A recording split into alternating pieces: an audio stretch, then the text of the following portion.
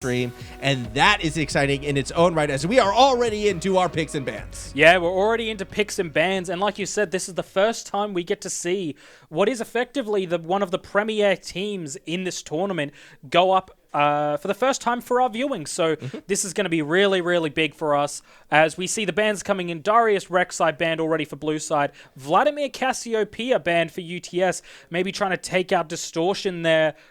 Maybe get rid of some of those top mid flex AP scalers. Yeah, interesting. No Thresh ban yet coming out of UTS, but more importantly, no Caitlyn ban either. So New South Wales going to be getting one champion that they probably want, as they're going to spend their last ban on a mid laner in Orianna, and that's going to force a tough decision out of UTS. Do you ban meta or do you ban comfort away from New South Wales? I'm expecting to see the Caitlyn taken away here, but I wouldn't be surprised if it's something else, and it is in fact that Caitlyn. Yeah, realistically, you should be picking up the Thresh here if that's what you're going for. It was so successful last time. There we go. We are going to see the Thresh. Because realistically, if we see this locked in, it puts UTS in a really awkward position because they either have to pick someone like a Morgana to try and counteract that with the Black Shield, or they have to go someone equally, aggressive as the Thresh to try keep up. Both these teams play pretty aggressive. We've seen UNSW play late, and we've seen UTS play both early and late champions. So realistically, if you're on the side of UTS, you want to be taking really fast champions who can shut down the side of UNSW. And one of those is a Renekton, as a matter of fact, which was left off. And I was sort of thinking, okay, if New South Wales does go for the Thresh lock in first, that does leave open priority picks for jungle, as well as perhaps top lane, or top lane is what gets taken with that Renekton. There's still a lot of powerful junglers as well. I'm still thinking Graves and Olaf are available, but they can go hand in hand with each other. The Ashe will get taken by UTS. That might force New South Wales to go for an Ezreal pick eventually. In fact, they're probably going to have to take it this rotation or risk it being banned. And I'd like to see New South Wales go jungle right here as well. And they might be doing that with that Hecarim lock-in. Yeah, we might be seeing a Shadow Isles team comp coming out of UNSW trying to get that team fight tactics. Spoopy. We could see a Kalista come out, Kalista Thresh in the bot lane. It's not impossible. She has been picking up a little bit in the meta, not too high. As we actually have the LeBlanc locked in from Distortion, as his namesakes, he might be pretty damn good on that champion. So that's going to be really, really interesting to see. LeBlanc, a really, really good AP carry, especially someone who can blow up Ashe. I'm happy to see Distortion take something as well that's not named Rise. Distortion so far has had actually been a rough tournament so far for New South Wales. While everyone else on this team has been excelling, Distortion has had a few rough laning phases, and I feel like that has been a symptom of taking such a late scaler like Rise. Perhaps on the LeBlanc, Distortion will have a more stable early game and maybe even a snowball performance in response to the Rise will be taken by UTS, so they'll get that scaling mid laner as well. And I like the Rise pick because this is more damage that can support an Ashe. Now, Ashe traditionally in this tournament thus far been a pretty weak pick. I think it was taken 6 times, has only won one game. Well, this is the type of comp that Ashe wants to play in. You can use Ashe as that engage, and you have follow-up damage in a Rise and a Renekton as well. Yeah, she hasn't really performed as well as she, statistically has been. She's pretty much on, from what I've got, she's got about a 52% win rate. She's about the 15th highest picked champion in the game currently. So pretty solid champion overall, but she hasn't really performed to the level that we're looking for in this tournament, which is really unfortunate to see. We do get that Morgana ban. I think the Don Wu knows that, hey, that's a really, really painful matchup. I've played it. It's not fun.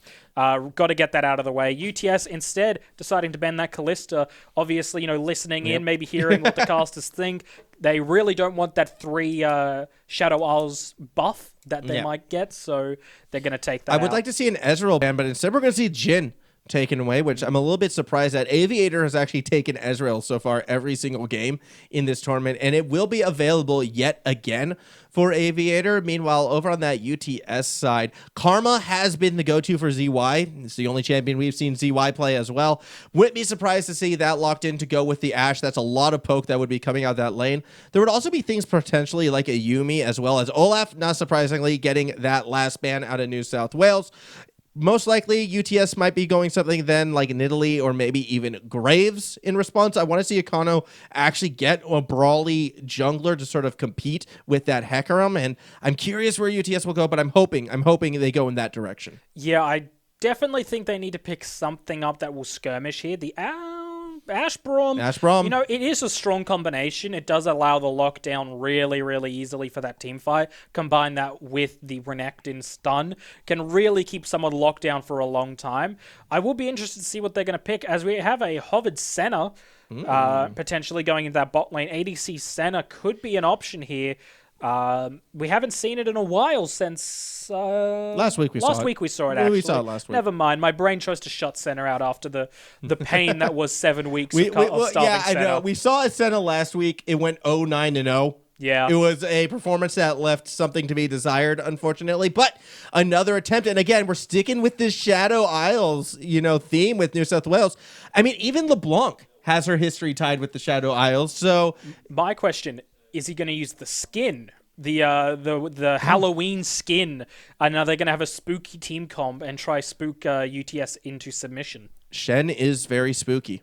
He is very The damage spooky. Shen puts out when you're expecting a tank is very, very spooky. So you know what? I will allow it, but at the same time, New South Wales, I'm only just allowing it. You had something special put together, and you throw it away by trying to play a strong top laner. Oh, let's win this game instead of playing Halloween costume party. Instead of playing Maokai or something like that. Exactly. Ooh, I would have loved a Maokai. Trundle will be taken by UTS, and Trundle so far actually has kind of been flying under the radar and kind of has been an undervalued jungler in this tournament thus far. I mean, a strong Trundle play means you're going to be able to invade. You're going to have that early pressure, and even against a team like New South Wales, I mean, some of those pillars could be quite disruptive against this New South Wales side. So I'm excited to see what Akano can do on this pick. Yeah, no, I'm really, really interested to see how that's going to play out. Obviously, Trundle is one of those champions who can really run rampant with your jungler or any lane, realistically. He can run in, he can put the pillar up, he can really just put a dampener on your game, especially when you have someone like a Hecarim. He can really slow that momentum down, which Hecarim needs to get going. And I really like the Ryze pick from the side of UTS. Ryze, there's their late game insurance a little bit, making sure they're going to be okay for this game. But it also means that they have a really strong AP damage dealer in that mid lane to compete with Distortion on that LeBlanc. And I will say it was interesting that, he's named after a champion and they decided not to ban it. It's like the Donwu being named Get Out Flayed, and they decide not to ban Thresh, and then get surprised when he goes, 27-3 on like a support. So I feel like Get Out Flayed is a name that you yourself went for and then got disappointed that someone else had already taken it. Well, no, I did have that name for a while. Oh, it was your actual name. It was my actual name until I realized how awful it was. And decided to switch it back. I had a joke with a friend. We put it on. I regretted it immediately. No, you regretted switching off it is what you meant to say. So we're going to go to a break while I convince Warp Driver to change his name back to Get Outflayed. And when we return, we will be on the Rift for our third and final game of the evening. Stun is actually not going to be there before the root. And that might force Curator away, as well as Terran Chu, I should say, is both in the lane. Here comes the snowball after the Curator. He does get hit before being able to slide over the wall, and first blood. An absurd amount of damage in a very short amount of time. If he has backup, it's pretty much a free kill. Flash engage out of Roach. They're going to try and get the kill onto Teagan, who will fall. Happening down bot right now is Sam making his way. Enchanted Crystal Arrow connects into the Dark Binding and into the snowball. Sam the Simp. ADCs right now sitting on a 52% win rate. Enchanted Crystal Arrow will connect, and the follow-through damage all the way back on Eden is enough to take him down. Sam the Simp in the front line, but it's the slicing and the dicing from the teleport from Curator that returns the favor for ACU. UOM on the run. Dominant position here, cracking the tower. Oh, the flash binding hits from max range. The follow-through axe will help Cotton Dude secure the kill for Teagan in that situation. Snowball again. Looking to go straight for Teagan, actually gets the double knock-up. The follow-through is there immediately from Sunzuki. But the big components for their loss before was from Terran and from Sam. They each had struggling performances. It was not from Sunzuki, who you can see just has the damage. No flash available for this Renekton. No way to outrun the beast as they jump upon him. Ultimates being thrown, Ragnarok as well as Nunuz, but Atayu's going to try to find something back. The damage not quite there, especially with Sunzuki arriving to the scene. A zoning field to create a barrier between him and the enemy. so it's the only option he really has. Oh, no. The snipe connects onto Curator. The gravity well will keep him in place. Force Terran out of lane. ACU, they're moving as a group, especially with Cotton Dude down below. Teleport available, teleport being used. This could be that big fight as Sam leads the charge. Here we go. At the moment, it's looking good for True Shot Barrage goes straight down the middle. Not enough damage from it, but Samsiki is down. Curator was able to find the Ash on the top end of the fight, and now UOM is running for the hills. Roach caught in a rough situation, yet the team is able to kind of wrap themselves back around. A double kill, in fact, for Terran as they find both the mid laner and the jungler. Curator still trying to keep ACU in this. Does a lot of damage to Sam the Ship, who gets that black shield to keep it alive. Tegan gets caught down below. I believe they should be able to take it and then end the game. ACU, this will be their last-ditch effort, and they may have been caught out before they can set up a proper offense. The front line from UM goes crashing straight through. Actually gets onto Eden, but that's not necessarily the target they want. Curator attempted to flank, was found out by Roach. Down goes the Volley Bear next, and it is just one at a time. ACU falling again and again. No more go buttons, though, available. All the ultimates have been used by UOM, but it might not matter. And UOM get one back, or do they? Still a little bit of shenanigans to happen. The snowball's going into fountains, but ACU cannot contest. Nexus falls, UOM victory. And welcome back, everybody, as we are about to hit the rift for our third and final game of the evening. The undefeated UTS are in red. The challengers, New South Wales, are in blue. And what is going to be, I feel, probably our most exciting game yet tonight. I really like how these team compositions almost mirrored each other. Yeah, they completely mirror each other. Otto on that Rise is really UTS's late game insurance. Oh, so we have another potential invade here. Oh, they know. Might get caught. In fact, they're going to commit 4. A flash already burned, but 2 follow-up flashes means the stun will connect, and Aviator is going to go down. First blood to UTS. Well, that's not what you wanted to hear, as what we were trying to say there is that, the mid lane for UTS is their late game insurance and their bot lane is their early game pressure, whereas it's the reverse for UNSW and their bot lane is their late game insurance and their mid lane is their early to mid game, damage dealer. Now you've got the case of UTS now has a kill onto their early Yep. carry, literally before a minute into the game. So he's gone back and he's got an extra longsword coming into lane. So that's potentially really going to change up how that lane could have gone, because Senna Thresh really has to worry now that Ashe could delete them off the face of the planet. Yeah, Aviator in a moment of panic actually did burn both summoners as well, which means that not only are they going to be getting outpoked, but they don't really have flash or heal to fall back on. There's going to be 0 lane priority for New South Wales. Even if the Dawn starts to connect on some of these hooks that we saw back in week 1, they aren't going to be able to follow it up, and that has to be so frustrating for a support player that we've seen have such standout performances in the past. Kind of has already been neutered before the game has even begun. Yeah, look at the damage coming out of Desire Me there. Literally able to half health Aviator with about 3 auto attacks and half health the Don Wu at the same time. So really, ooh, Sherlock. Oh, Sherlock just going straight after Chubby and kind of cutting off a few pounds right there. Chubby will be able to walk out of this one. Good patient play, not burning the flash just yet. However, there'll be 0 lane priority, but in the mid lane, it does look as if New South Wales will get one back as ID Albert does find the gank onto mid lane, and unfortunately, the kill doesn't go to Distortion. However, each team now does sort of have a kill in the lane that requires it. Yeah, but we're probably just going to see a follow-up gank. Yeah, what is going on right here? Auto teleports right into Distortion, who says, thank you very much. I'll just win this trade right as you return. Yeah, and if you actually looked, Ida Albert was pinging that he was going to come in and do another gank, because you should really be aware, if you're Otto there, you've got a Hecarim. He can very quickly run back in. Speaking of ganks, a bit of a play happening down below. The pillar does knock Dawn up, but won't be enough to get him. Desire Me could be in a bit of trouble. Up top as well. 2 more kills, 1 each side. Look, we told you UTS is going to be a bloody team. They like a lot of kills in their games. So far, we're averaging already over a kill a minute. Not disappointing upon that prophecy. Yeah, really not disappointing. They're fulfilling what was our prediction of them just going to be fighting, and they haven't disappointed. there's been 4 kills in less than 4 minutes. The first one coming at 46 seconds. So really, really solid from this team.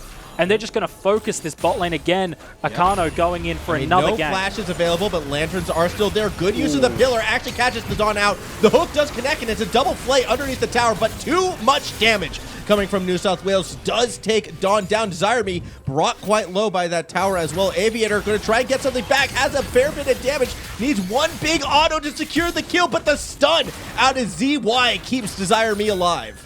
Yeah, and Kano is just going to come potentially on this backline. Very good ward there by Aviator, protecting himself there. That was really dangerous from both. Desire Me flashing out, opting to be safe, get out before anything could go potentially wrong.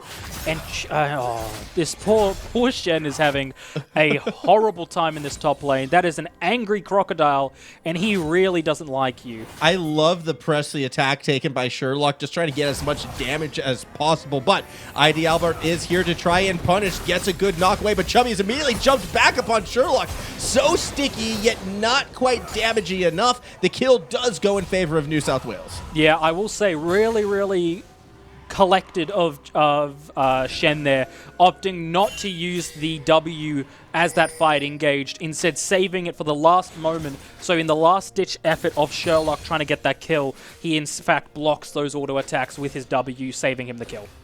So continuing with this very aggressive pace thus far in this game, still averaging over a kill a minute as we continue on. Now with Mountain Drake onto the Rift as well. I do not expect the action to slow down, although both junglers do find themselves on the top half of the map, but they also find themselves in the blue jungle as well. So we'll be curious to see if they run into each other. If they do, I would expect Chubby to get there first. Yeah, I would expect him to get there. He's just going to push for that Stand United. First of all, that really, really opens up UNSW's options when it comes to roaming play, whether it be through either Albert or Distortion. They can really go for some like committing plays because they can... Ooh, we actually have a play going in mid lane. Oh yeah, this is a bit of an interesting play. A lot of New South Wales members there. Auto first to flash, but the hook connects. But the attention from New South Wales was actually drawn back towards Akano. Distortion and those chains holding Akano in place. ZY is able to roam up and make the save. If New South Wales had trusted the Dawn, though, they would have gotten that kill onto Auto. Yeah, realistically, that was a misplay from them. If they trusted the Dongwu, which they have no reason not to, and they actually still get a kill courtesy of the Dongwu. Yeah, so, I think that was a hook actually connecting just off screen. My goodness, the Dawn has not slowed up from when we last saw him in week 1. Yeah, I don't think he's actually stopped playing Thresh.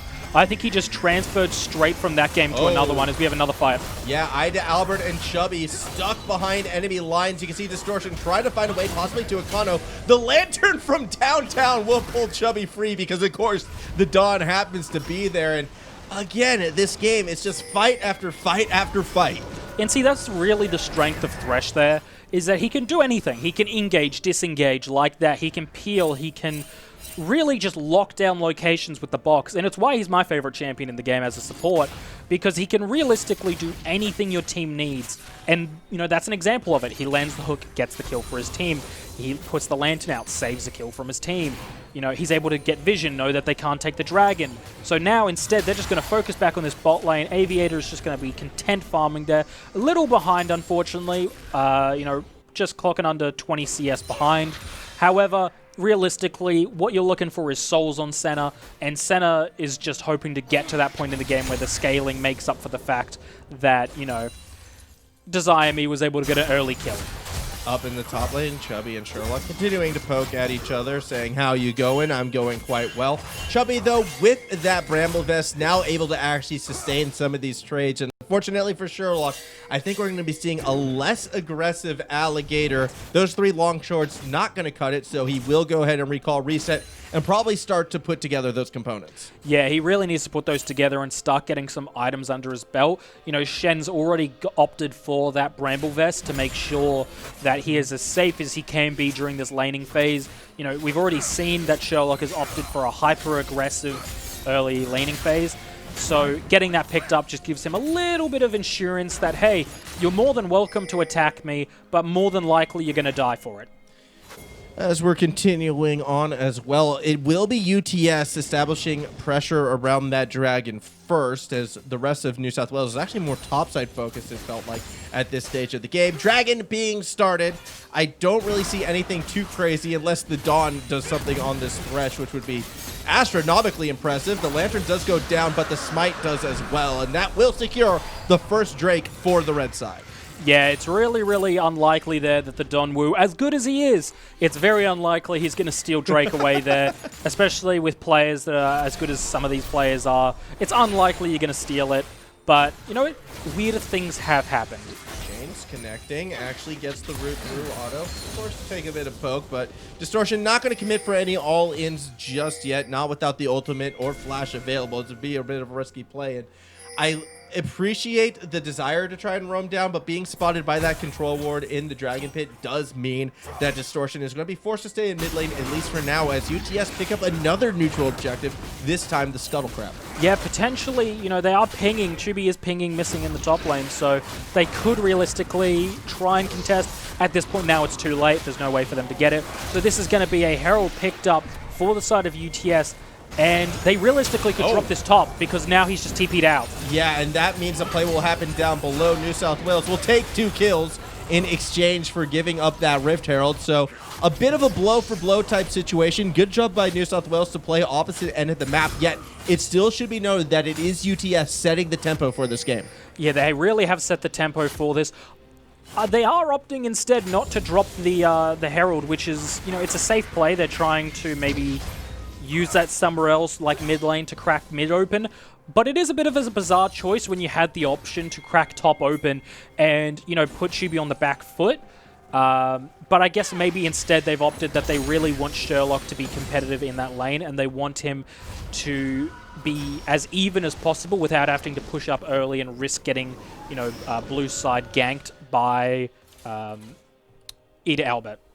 It looks like everyone's actually converging now to that top lane, so it's not just Sherlock who's going to be having that help. It could be good old Chubby as well, or Chuby, however you would like to pronounce it. I'm feeling a little vindictive today, so we're going to stick with Chubby, as you want to see a nice fat-fed top laner, at least in my eyes.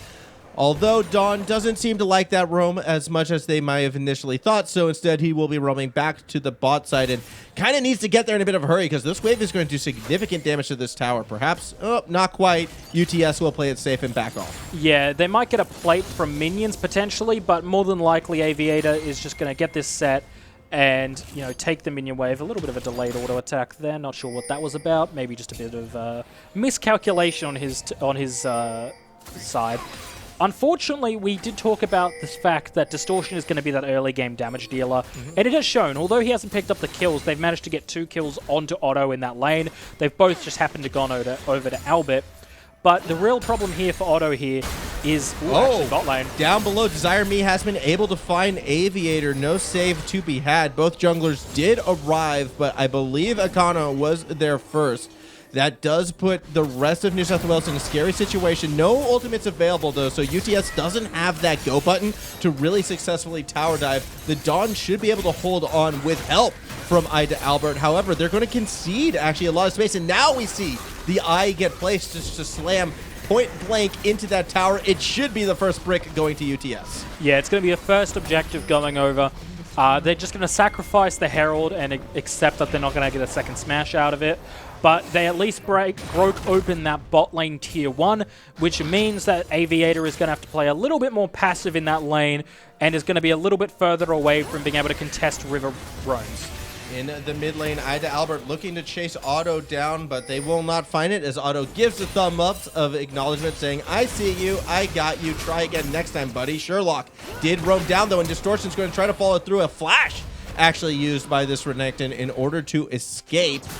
Fortunately for New South Wales, no flash on the Renekton might equate to a bit more dragon pressure, perhaps. Infernal Drake will be spawning in the next 45 seconds. However, teleports are available for UTS, and if New South Wales do make that play, I do expect to see it heavily contested. Yeah, but even though teleport isn't available for the side of UNSW, they still have Shen Stand United, so they are evenly matched in that sense. The only difference is UNSW might be able to get, you know, they get that shield onto someone as well, depending on on how things are going. We have Ash, who's picked up the Bork, and on the other side, you know, Senna's only just picked up the Metamoon. Here comes Albert going straight after Desire Me. Teleport going to be dropped, and this is not the fight New South Wales wants. The nice Lantern will get Albert safely, but Distortion is the one who could be in a bit of trouble. The box actually catches Otto on the wrong side of it. The follow-up hook is there, and Otto is already down. Chubby tries the front line, but cannot stop Sherlock from diving and slicing and dicing into the back line themselves. Desire Me picking up a kill does mean that UTS wins the fight 2-1, and they will claim the Infernal Dragon as the reward. Yeah, UTS do manage to actually win that fight barely. That nearly got turned around. It was dangerous. Sherlock actually managing to get the Don Wu, who I believe was trying to get some vision down in their red side jungle, and absolutely shredded him to pieces. That's really unfortunate for the side of UNSW, as UTS picks up a Chicken McFeast on the side of UNSW. Would the Infernal Dragon be barbecue flavored? Yeah, it'd be like it's something you'd eat on the hot ones. You know, just Carolina Reaper flavored wings, something along those lines. So they're gonna get their Carolina Reaper in a, you know, they got it. They're gonna take a minute to recover. Maybe hope to get an Ocean Drake to cool off, but instead they get an Air Drake, which is even better. Yeah, Air Drake will. Well, I'm not going to say Air Drake is better than Ocean Drake. I would rather an Ocean Drake personally. That's just me, especially if you're going to be running two champions in side lanes trying to establish a 1-3-1 with the Renekton and the Rise. Distortion, though, still able to sort of hold Otto back for the most part, but has to be a bit cautious as we see that tier and the catalyst there. Eventually, that Rise is going to start scaling, and it's going to be happening soon. Yeah, it's going to happen soon. The problem is he's 0-3. So the problem he has is that, yes, he's going to scale, but, you know, you don't realistically want to be having to rely on your Yas 010 power spike. You want to be trying to get as far ahead as you can early so that you hit that power spike as early as possible. Because right now, his power spike is just being pushed later and later by the fact that, you know, he's behind. Realistically, he hasn't got that CS. He hasn't got those objectives that are going to push him to that late game faster. So that's the real problem that UTS is going to have right now, is their late game insurance is getting even later. However, they might not need it at the pace that this game is going because they still are the more proactive team. They've gotten themselves that Rift Herald, their second one of the game. We'll be curious to see where they drop it. They also have the two dragons under their belt. They're in prime position to most likely get a relatively early Dragon Soul. So while the late game insurance might be very late, it looks like they'll be able to get there. But at that same token, we're going to push that clock back even further as once again, Otto does kind of get caught out. His fourth death of this game. Yeah, fourth death of this game, and UNSW is more than happy to take advantage of that. And, you know, might not be worth a lot of gold, but it's gold nonetheless. And like we said, it's time that Otto isn't on the map to CS, which is exactly what they're looking for. It is something to take note of that, you know, Ash is incredibly fed right now. Renekton is incredibly fed. This game is very reminiscent of our first game, where both teams are making a few mistakes and a few plays. However, one team seems to be winning that macro game. You know, the side of UTS has had both Heralds. They've had both Dragons. So although kills are even and, you know, overall fights have been pretty scrappy and hit back and forth, there's a clear winner so far, and it's UTS. And it's because this is the type of style UTS likes to play. They're not afraid to give up a few members in forcing a fight because they have the confidence and the wherewithal to pick up the neutral objectives following these skirmishes. It's how they maintain this sense of map control. It's by fighting all the time, and it sort of makes their opponents play to their level. Otto, though, keeps getting caught out. Realm Warp will get started, and he gets knocked out of it by Ida Albert. So yet another kill picked up against Otto. It's really what's keeping New South Wales in this game. Yeah, see, this is the really tragic thing for Otto here, is that he's trying to get his CS on Rise. But the problem he has is he's already behind, so Rise has decent clear as it is. Well, I say decent. Incredibly good clear. So he chucks an EQ on those minion waves. Doesn't matter he's 0-5. He's going to get the kills on the minions, which means he's not freezing the lane. He's not CSing effectively, and it's pushing him out into a position that he's just going to get jumped on. He realistically needs to sit in a lane and accept the fact that he just needs to throw his Q elsewhere to stack that tier, and he needs to CS with auto attacks. I still need to be critical of New South Wales, though, at the same time, however, because every time they get these kills on auto, it's going over to Ida Albert and not onto the LeBlanc, who you're going to need to one-pop the backline. It's just not good goal distribution coming out of this New South Wales side, and while Ida Albert might be a bit more effective later in this game, that's not what they need right now. They need to get Distortion going so they can establish their own side lane pressure, and unfortunately, where Distortion is sitting right now, that's just ain't it, Chief. They need a bit more onto this mid laner, and that's kind of what's holding New South Wales back. How much has technology changed? Yeah, no, realistically, realistically, if they can get some kills onto Distortion, that means that he can sort of make up for the fact that Desire Me has that 4 kills on the Ashe. If they can get onto the Ashe, shut that Ashe down, or even just burst as much damage as they can early as possible, it means that that advantage that they have sort of gets removed.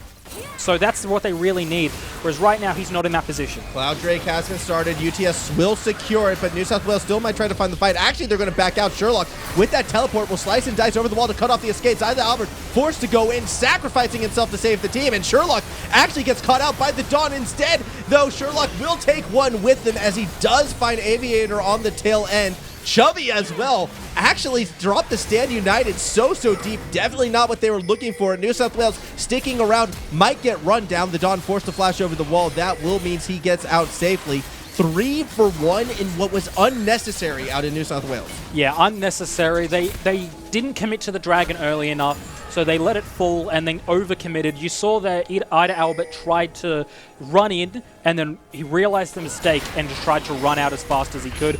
Unfortunately, wasn't meant to be for him, as now this is the problem, is UTS is now just going to capitalize on this advantage, and Distortion realistically can't do enough damage here to really still going to try, however, and he's going to try. You can try all you like. Actually gets a kill on the tail end, courtesy of a couple tower shots, so there you go. I mean, Braum, probably not the target you wanted to pick up, one of the 2 champions without a bounty on the UTS side.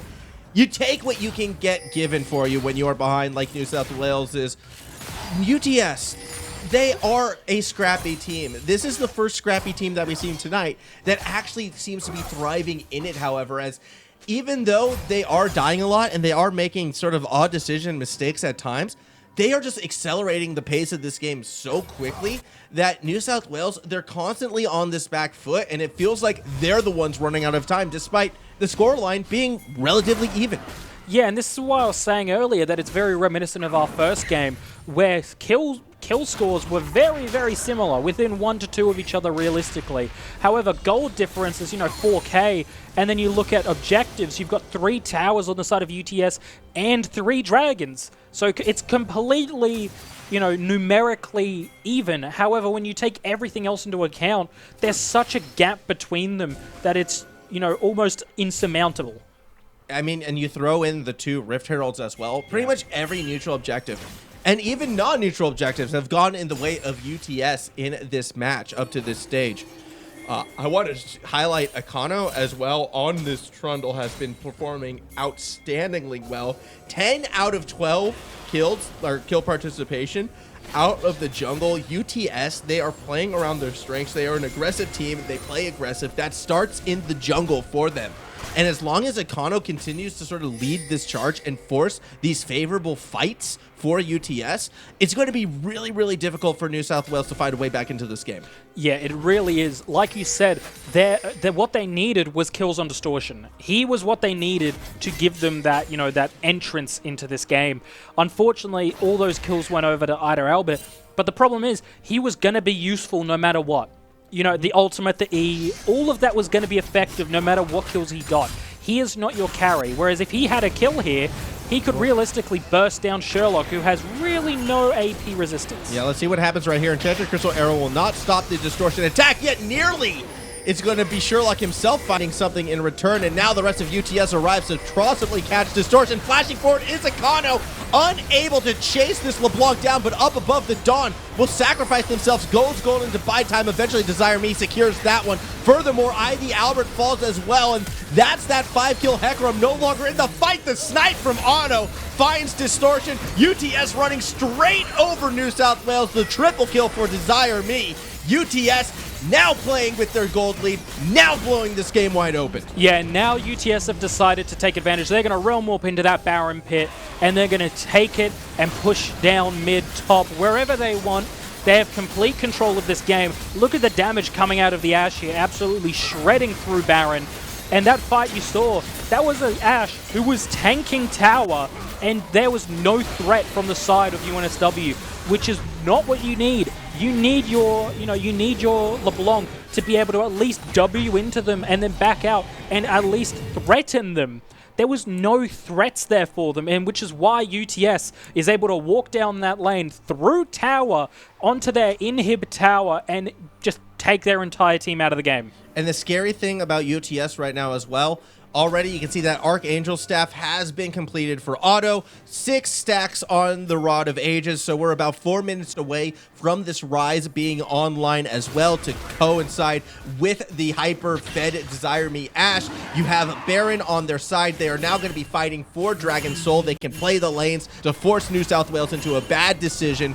UTS have complete control over this game at this stage, and it's really on them to lose. Enchanted Crystal Arrow does connect onto Distortion, who cannot get to the Lantern because of the ward, is forced to actually use Distortion to escape, but the rest of UTS has their eyes set on Dawn. Albert was picked up as well. 2 more deaths to the blue side means that this Dragon Soul is right for the UTS taking. Yeah, this is right for the taking. There's really nothing they can do. They're just going to shove down this mid wave at the same time, crack open the base, give them really nothing to do, nothing to fall back on, as they might even just go straight for the inhib tower. UTS showing us why they are undefeated with their first game on this stream. Towers are starting to fall. Inhibitors will be next. Still 0 objectives for the University of New South Wales, as nothing has gone their way despite what was a relatively even game for the first 15 minutes or so. Distortion trying to force something back. They may actually catch out Desire Me, and that is a lot of damage off the table. Sherlock jumps in but goes golden immediately, and then slices and dices, tries to escape but will go down. A double kill again going to to Albert, who you do not want to see kills on. New South Wales, even when getting picks, just doesn't seem to be having these kills go in their favor. Yeah, and it's really unfortunate because there's really no benefit to Albert having these kills. He already has his Trinity Force, he already has his jungle item. There's no benefit to that. He's not getting level advantage onto Akano to get the smite advantage.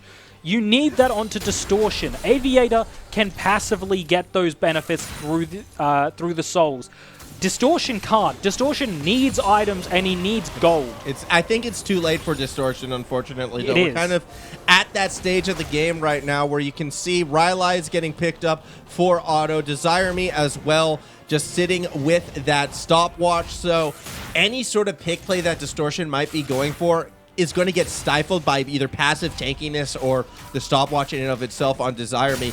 No longer with that one-shot potential. We're not going to be seeing one-shot LeBlanc. So now New South Wales, their carry focus has to kind of fall back on to Aviator on this Senna. And while Senna is strong and will be doing a lot of damage, I just feel like it's an 8k gold difference. I mean, Wallet not on the side of New South Wales. Distortion, you can see, does not have the damage to get these picks, to get these pressure that is needed, and it's very important. Enchanted Crystal Arrow actually connecting onto Chubby down below, and Desire Me just shredding through this Shen means another kill for UTS. That is a top laner down, that is a front liner down, and UTS is going to go straight through the bot side. Yeah, they're just going to push straight down onto this bot side inhib, just crack this open, as they just have a war on 2 fronts right now with really no way for UNSW to compete.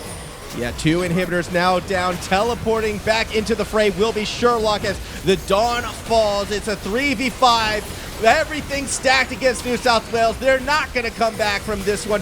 The knuckle of UTS just hitting in New South Wales' face again and again and again. Desire Me finding kill after kill. Nexus towers are falling one at a time. In fact, UTS, they're even going to think about diving into the fountain. In goes, I believe that was Desire Me, and that actually might come back to bite UTS, as now those health bars are quite low and Distortion is back up. Auto trying to do the smart thing and get the kill. Sorry, it's Akano who's whacking on the Nexus. They get the ace, they get the game. UTS remains undefeated. UTS go to 3-0 in this tournament, as realistically, that was an incredibly clean game.